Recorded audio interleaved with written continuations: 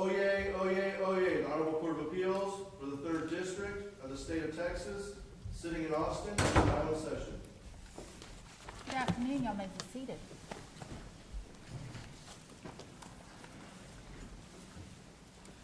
My name is Gisela Triana. I'm the senior judge here at Third Court, and along with Justice Lopez Theophanis and Justice Crump, we would like to welcome you to the Third Court of Appeals. We have one case today that is set for oral argument. Let's go ahead and take care of some preliminary matters. We are being live casted on our YouTube channel, and it will be recorded. And so, when you get home, you can go ahead and watch it again if you didn't have enough of us for one day. Also, my understanding is, well, let's talk about time. Each side gets 20 minutes. Have y'all decided to break it up in 15 and 5? Yes, Your Honor. Okay. And so the lights up here, green light means you're good to go. Yellow light means you've got 2 minutes left. And then red light means stop. Now, if you're in the middle of a sentence, if you're in the middle of a thought, please, proceed to finish it. Don't worry about that. But be mindful of the time.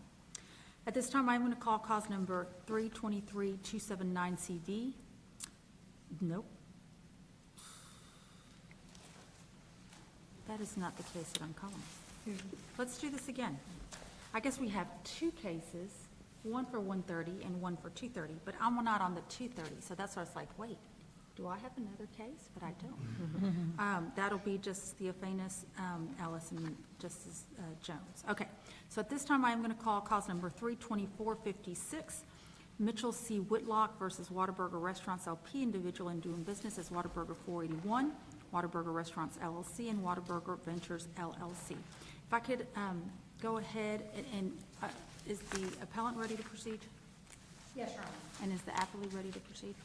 If I can go ahead and have y'all make your announcements by stating your name and also letting me know the party that you're representing.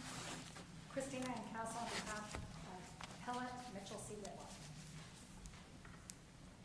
Good afternoon. Karen Landinger on behalf of Whataburger Restaurants. Thank y'all very much.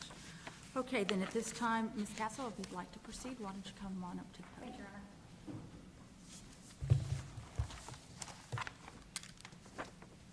May I please the court, counsel? Your Honors, we're here today because the underlying court made an error.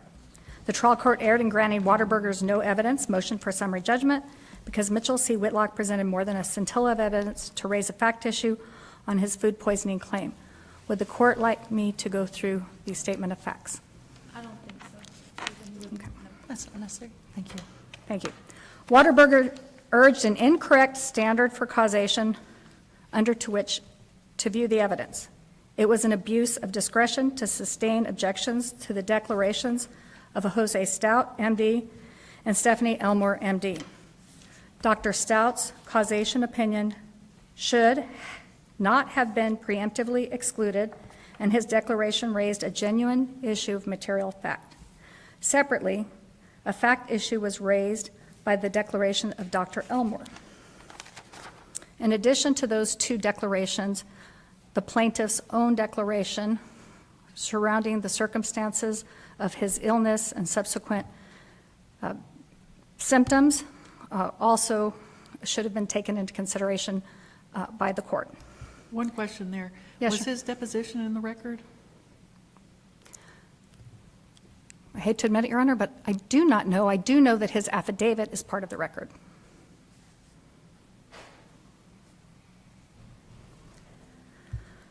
Erroneously disregarding the declaration of Dr. Stout, Dr. Elmore probably caused the rendition of an improper judgment.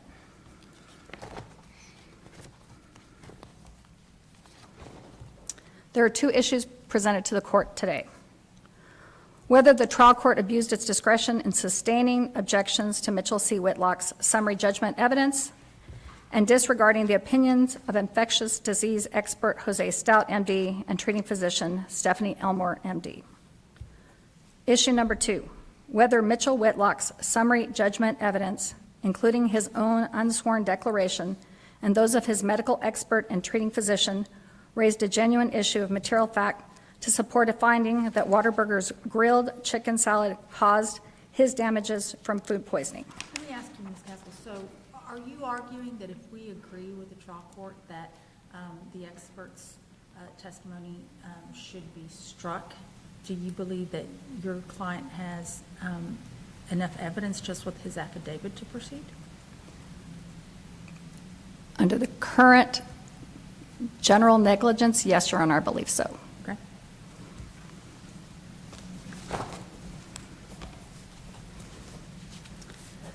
The summary of the argument is Whataburger sought summary judgment, arguing that plaintiff produced no evidence in support of his claim that his infection or subsequent hospitalization was caused by Whataburger. But if the court had properly considered Mr. Whitlock's evidence, and in particular the unsworn declarations of either Jose Stout, MD, or Stephanie Elmore, MD, it would have had to conclude that the fact issue had been raised on Whataburger's challenge. Based likely on Whataburger's urging of an incorrect standard of causation, the trial court erred in excluding the causation opinions of Dr. Stout, Dr. Elmore, and the erroneous disregard of their unsworn declarations probably resulted in improper judgment. And I'm going to interrupt you again, Ms. Castle, I apologize, but you argue that medical causation expert doesn't have to disprove all possible causes of an illness, but you do agree that the law is that they must exclude other plausible causes. So Stout testified that the bacteria, it's got 2 to 5 days incubation period and can be transmitted by foods other than chicken. So why isn't the other food that your client consumed prior to his illness a plausible cause for that illness? This is the most likely cause based on all the facts and all the circumstances. And while the law really doesn't require us to bring in all other plausible, that's the burden of the other party. So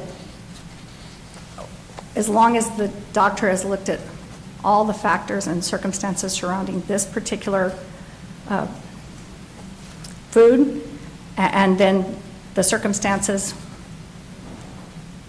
regarding the food at the time and the symptoms within the incubation period, it meets the standard of summary judgment evidence. Okay, thank you.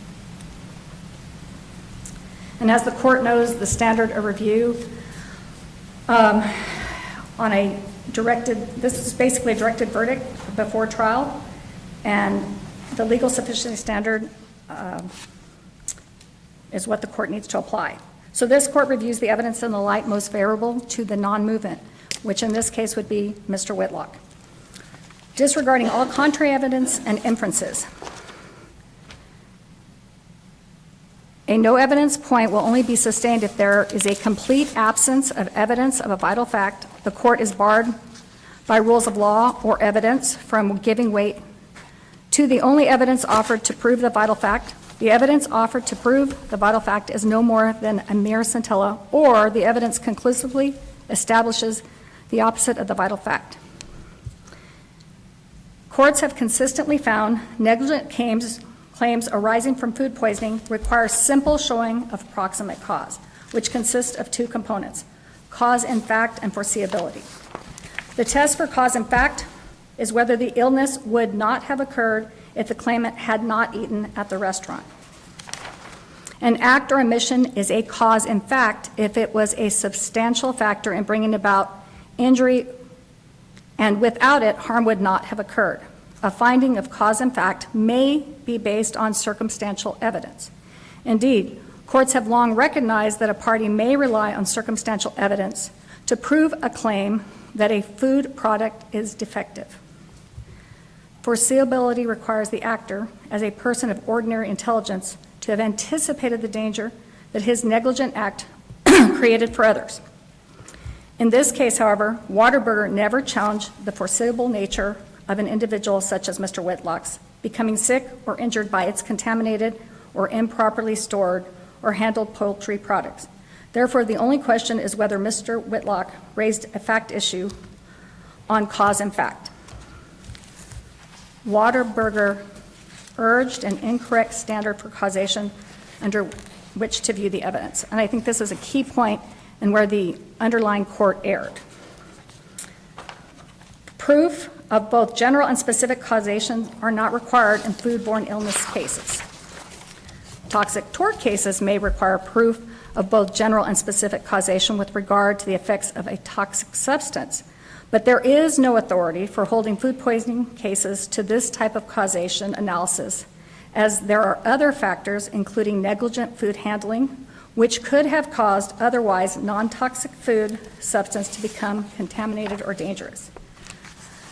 Viewing the summary judgment evidence under the standard of causation applicable to toxic, tort, and pharmaceutical cases, instead of under the generally accepted showing of proximate cause, probably led to the erroneous exclusions of Dr. Stout and Dr. Elmore's causation opinions, as shown herein.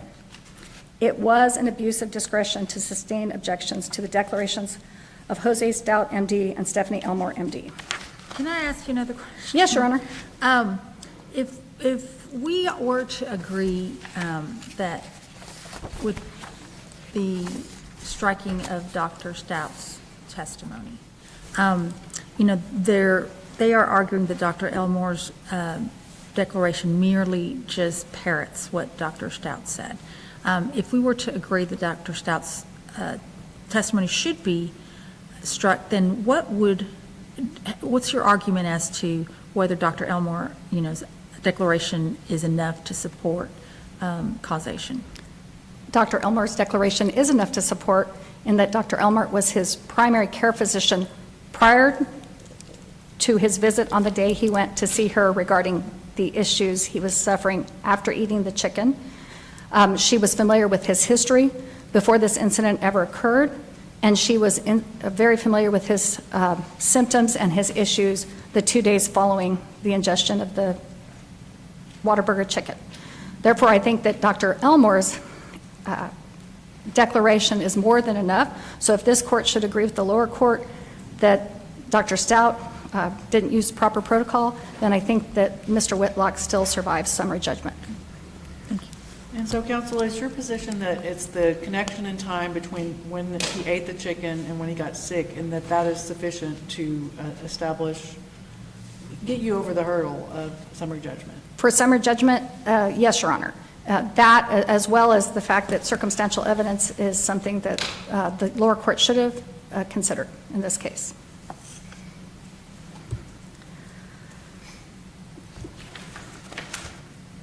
It was an abuse of discretion to sustain the objection to both Jose Stout, MD, and Stephanie Elmore, MD. Texas Rule of Evidence 702 contains 3 requirements for the admission of expert testimony. The witness must be qualified. There's no question both were. The evidence must be relevant. There's no question that all factors that they consider were relevant to this particular incident. The evidence must be reliable, and I think that's where the lower court and Whataburger and Mr. Whitlock disagree. But I think if we look at the evidence in the light most favorable to the non-movement, I don't see how you can say it's not reliable. In evaluating expert opinions, the trial court does not decide whether the conclusions are correct. Rather, it determines whether the analysis used to reach these conclusions are reliable. Courts may not second-guess the correctness of the expert's conclusions. They are only to examine whether the analysis used to reach those conclusions is reliable. A court's gatekeeping analysis is also not a substitute for cross-examination. Although a court may exclude expert testimony when there is simply too great of an analytical gap, the data and the opinion proffer. A court is not to make a determination on the reliability based on the weight of the evidence or the credibility of the witness. Expert testimony assists the trier of fact when the expert knowledge and experience on a relevant issues are beyond that of the average juror, and the testimony helps the trier of fact understand the evidence or determine a fact issue.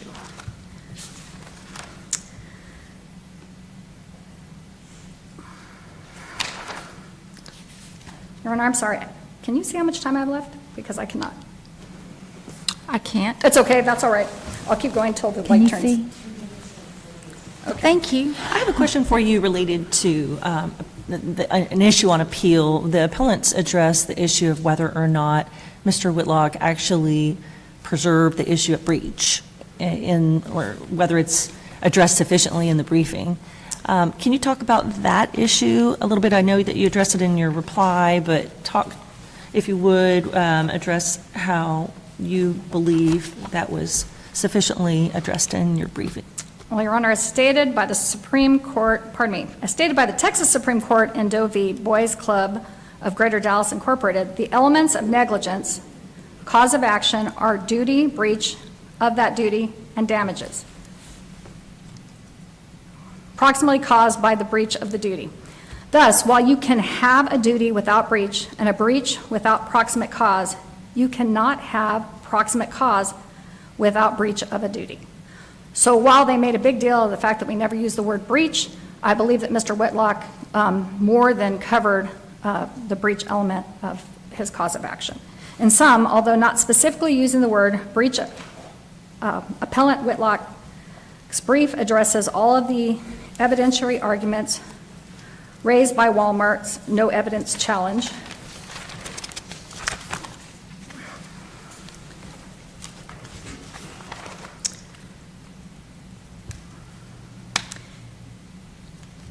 And I'd like to draw the court's attention to page 24 of the appellant brief. Dr. Stout further explained that his methodology includes a review of the medical records, the organisms, how they spread, what the particular individual was exposed to, the method of spreading or the potential source, looking at the symptoms and the incubation period. One factor a trial court may consider in determining whether expert testimony is reliable is whether the expert excluded other possible causes of damage. But a medical causation expert need not disprove or discredit every possible cause other than the one espoused by him.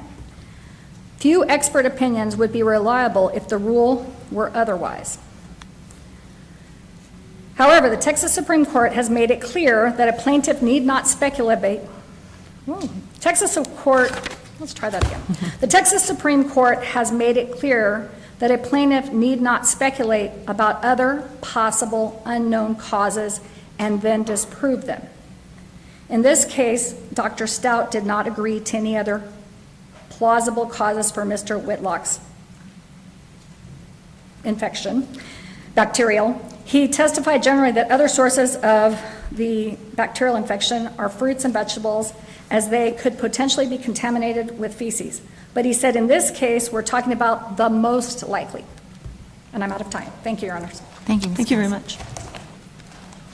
Ms. Landigo.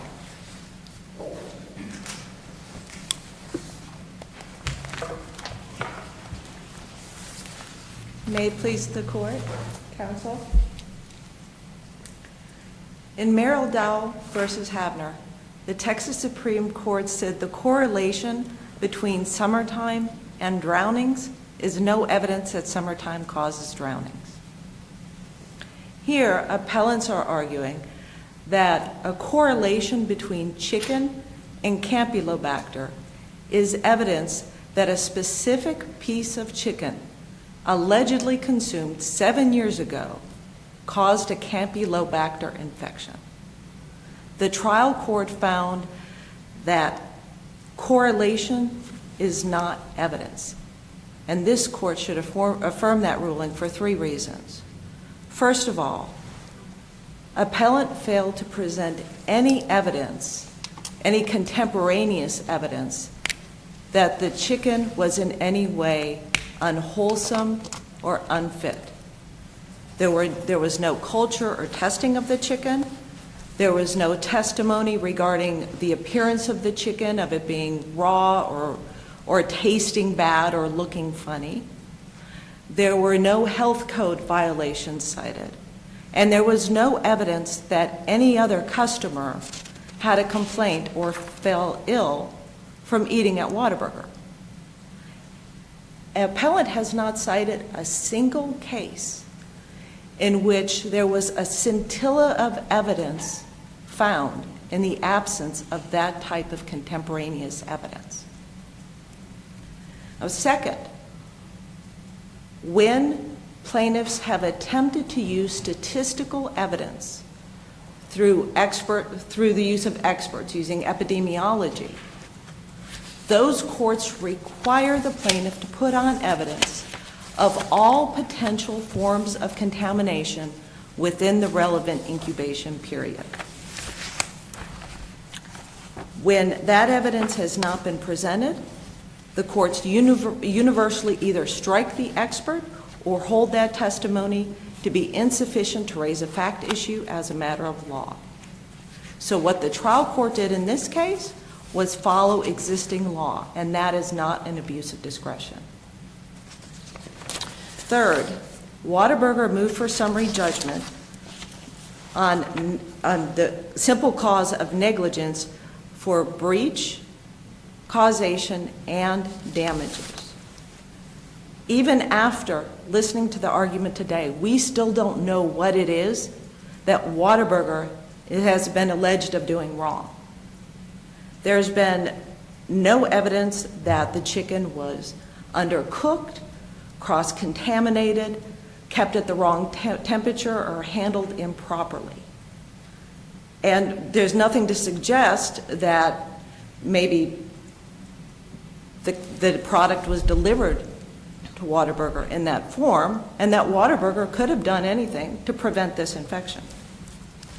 So because those grounds have been unchallenged, this court should affirm the summary judgment on those unchallenged grounds. The plaintiff is not required to marshal all his evidence. He's not required to bring all of the evidence that you described at this stage, correct? Right. So tell us a little bit and tell me why you believe that we should differ in result from our sister court, Eastland Court of Appeals, in the last food poisoning case in which they found that a no evidence granting was improper because there was a scintilla, and here we've got his treating physician who did find that because of the timing and the unique type of bacteria that. Project, can you give me that? Yeah, that was case it name?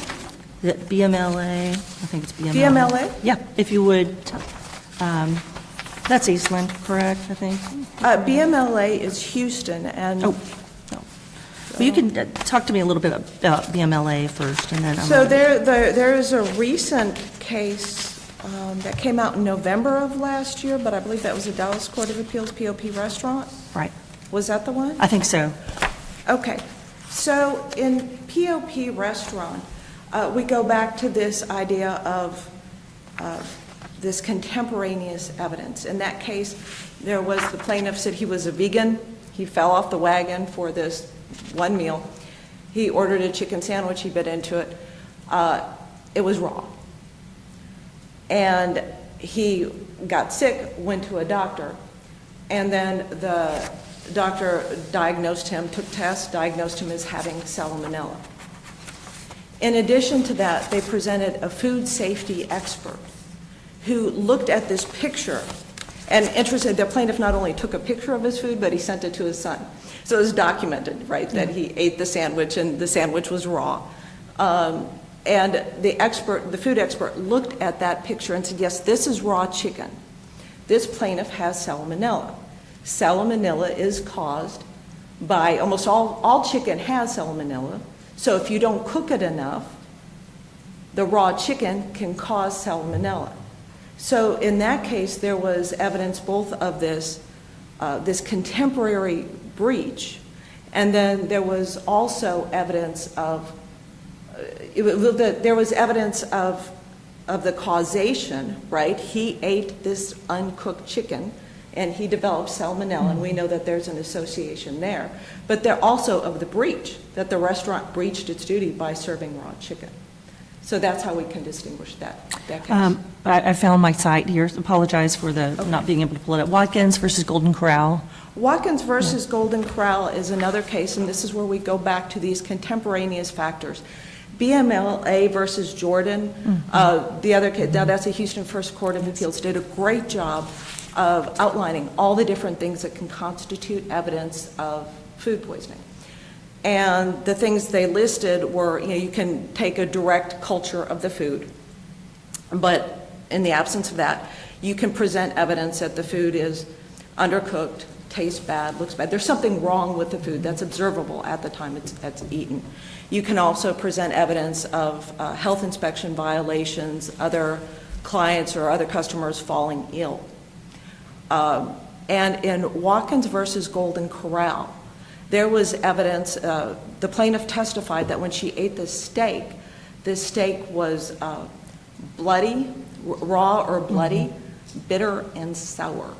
So there was this immediate contemporaneous observation regarding the quality of the food.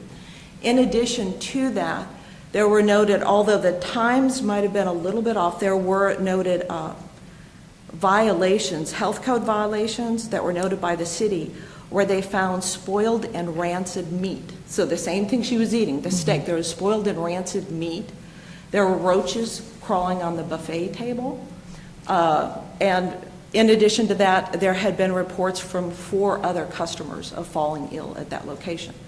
So in that case, we have this direct contemporaneous type of evidence that is able to provide evidence of, again, well, and also in that case, there was an expert who said she had E. coli, and E. coli can be caused by spoiled foodstuffs. So again, we have this direct showing that there was defective food, and then we also have an expert who said, and this spoiled foodstuff can cause E. coli. And so we hit both the breach and the causation elements in that case. Thank you. Now, before I actually get into my legal arguments, I'd like to discuss, I think it's important to discuss Campylobacter itself, because it's very different than a lot of the other pathogens, and I think that helps us understand why this case might be different than some of these other cases. There's no Texas case addressing Campylobacter infection, none. And this is important because these different pathogens have different incubation periods, and they're caused by different things, right? We think of Salmonella, well, that's failure to cook the food. So we know we can make a connection. The food poisoning cases that the parties have cited involve Salmonella, E. coli, and gastroenteritis. And those have really short incubation periods. The experts in those cases are testifying, asking questions about what the plaintiff ate, and basically 24 to 48 hours before the plaintiff fell ill. And you kind of see how they can rule out, you know, well, it's 24 hours, give me that. Well, Campylobacter has an incubation period. In fact, Dr.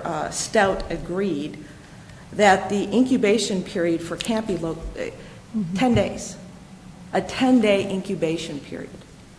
In addition to that, it can be caused by water, milk, meat, poultry, seafood, produce, such as fruits and vegetables, soil, bird droppings, and even contact with animals, including a domestic dog or a domestic cat.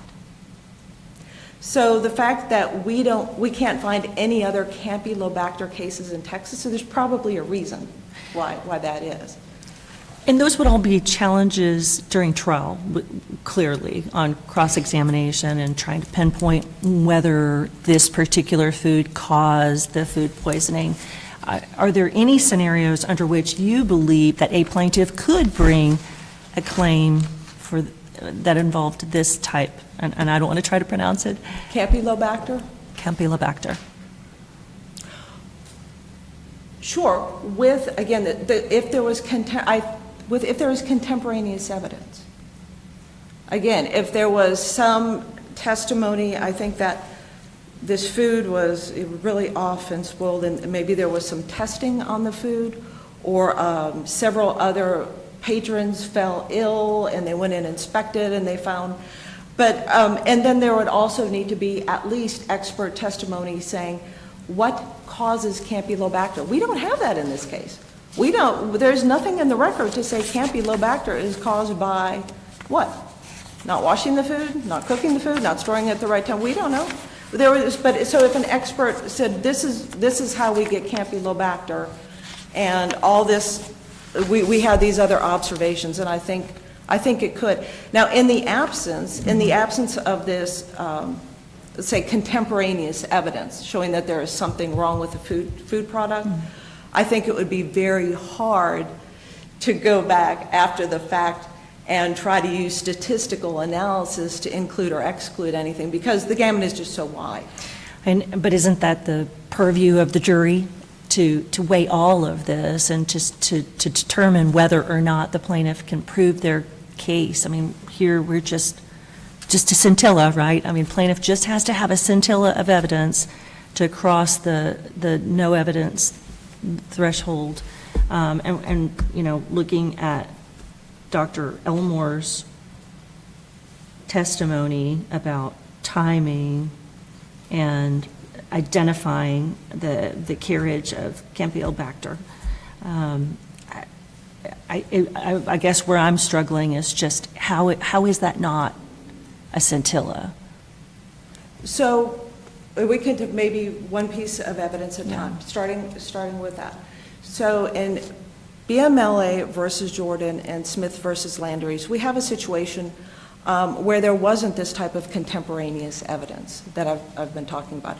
And the plaintiffs attempted to put on evidence through an expert, you know, these statistical or epidemiological studies. And in BMLA versus Jordan, that case was really interesting because the plaintiff claimed she got sick after eating a dubious tasting kolache on Monday, right? And she gave testimony regarding what she ate about a day and a half, 2 days before that. But there was evidence in the record, one of the experts admitted that the incubation period could go as long as 72 hours. And the court noted that there was no witness that provided testimony regarding that other missing 24 hours, what she ate in that 24 hours. And the court said, look, if you're going to try to do this with this statistical, I've ruled out everything else, it's the plaintiff's burden to bring forward that evidence. And if you don't, the expert's testimony, the expert is no evidence at all. Is BMLA a summary judgment case? No, BMLA is a trial. Smith versus Landry's is a summary judgment case. It's probably the case that we have that's the closest to this case. Because in that case, the expert was struck. It was a no evidence motion for summary judgment, and the expert was struck.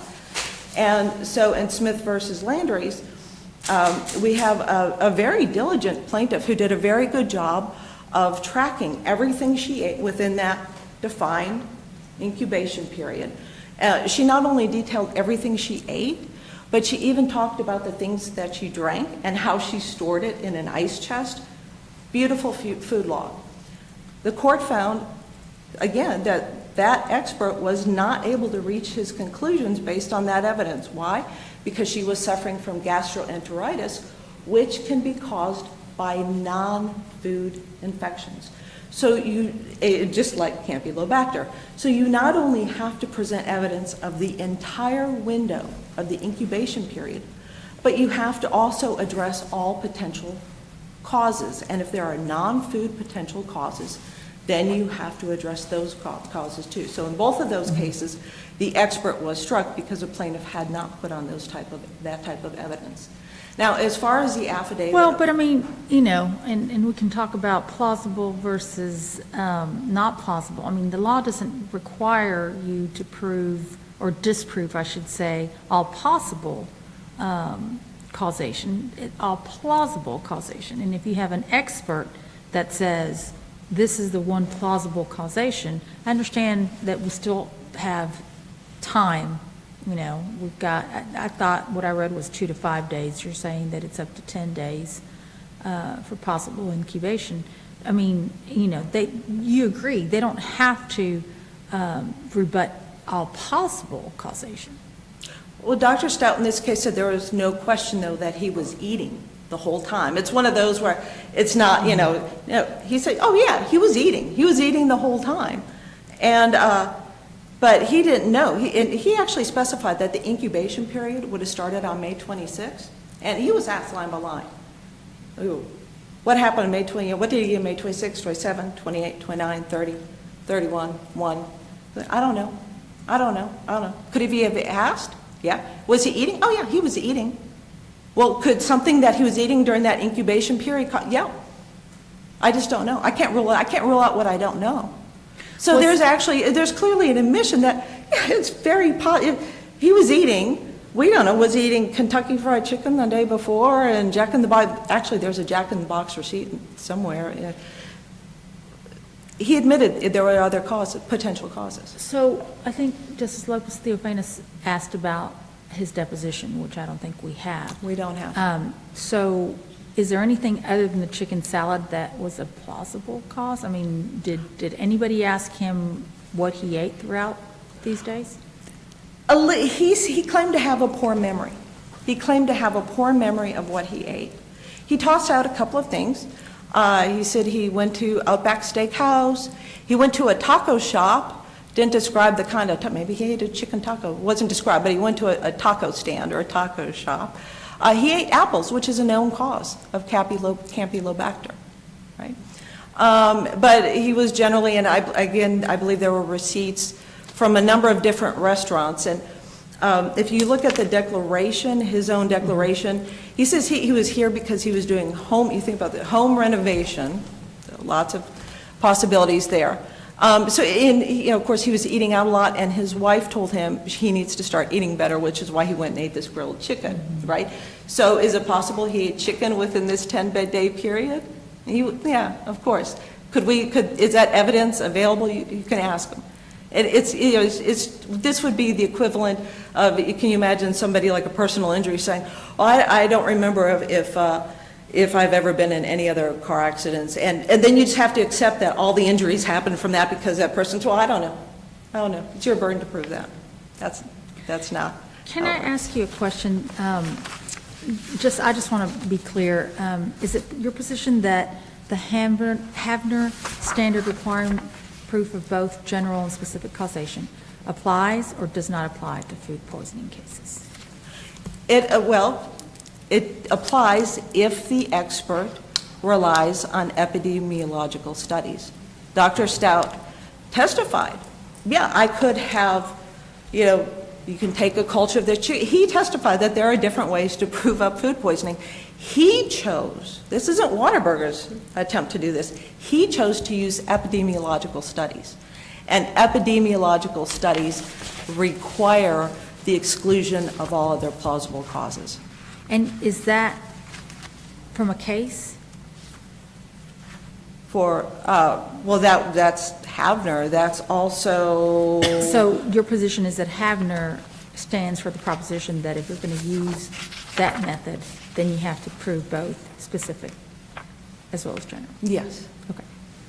Yes. And there's several other cases in our brief that also support that theory. If we skip past causation, I just want to again point out, because I'm almost out of time, we still don't know what Whataburger allegedly did wrong, and for that reason, because it was never addressed, regardless of how this court lands on the issue of causation, we ask that summary judgment be affirmed because the issue of breach hasn't been addressed. Thank you. Thank you very much. Ms. Castle?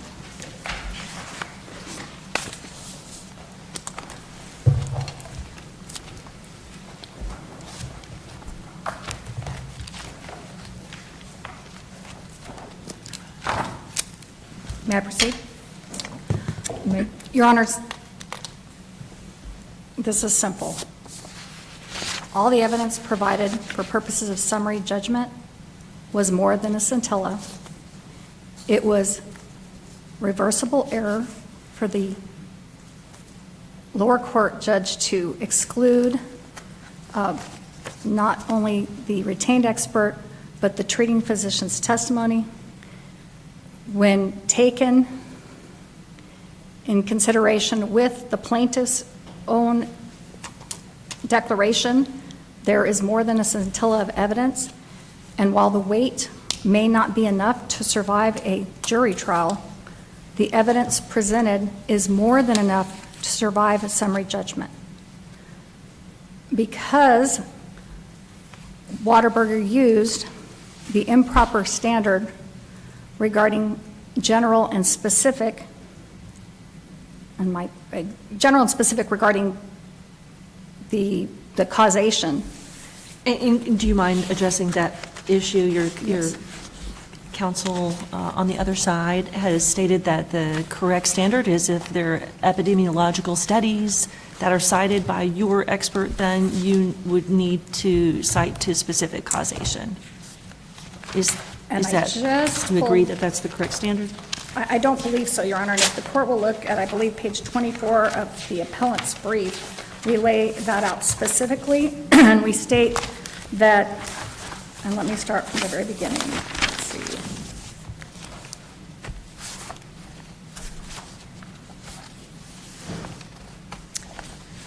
It really starts on page 22, but the relevant portions I'm going to read is from the top of page 23. First, Whataburger can cite no authority that require medical causation expert in a foodborne illness case to personally examine the food at issue and have personal knowledge of how it was handled or prepared.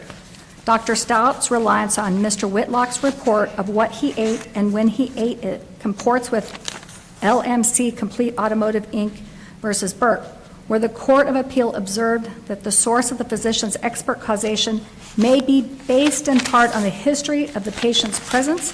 The expert's opinion constitutes competent evidence when coupled with confirming medical evidence, such as the results of medical tests and examination. Further,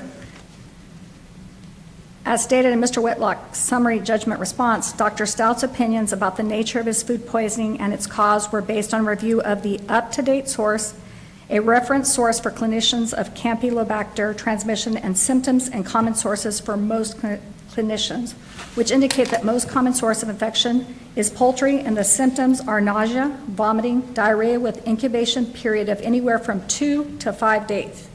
According to Dr. Stout, we know that most Campylobacters are transmitted by poultry, and the onset of symptoms of Mr. Whitlock's fit within the incubation period of him having consumed the chicken on the 2nd.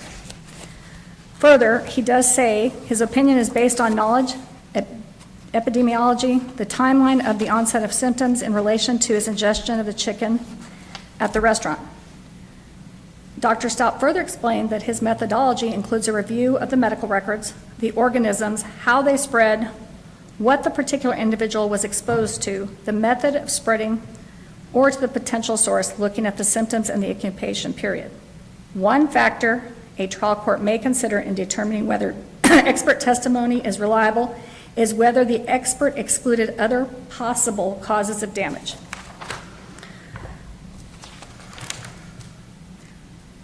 But in Discovery Operating Inc. versus BP American Productions, the court said, but a medical causation expert need not disprove or discredit every possible cause other than the one espoused by him. Also cited Transcontinental Insurance Company versus Crump. As the Texas Supreme Court has stated, few expert opinions would be reliable if the rule were otherwise. The Texas Supreme Court has made it clear that a plaintiff need not speculate about other possible known causes and then disprove them in Bustamante versus Ponte. I hope I said that correctly. Ultimately, they, after examining all the facts, all the symptoms, all the information that they had available to them regarding Campylobacter, they determined that the Whataburger chicken was the most likely. Not only did, and I'm out of time. Sorry. Okay. Anything else? Okay, thank y'all very much. At this time, we will submit 32456 CV, Mitchell C. Whitlock versus Whataburger Restaurants LP, individually in doing business as Whataburger 481, Whataburger Restaurants LLC, and Whataburger Ventures LLC. Thank y'all very much. Court's going to be in recess. I know that there's another case that's going to be starting at 2:30. So, thank you. Thank you.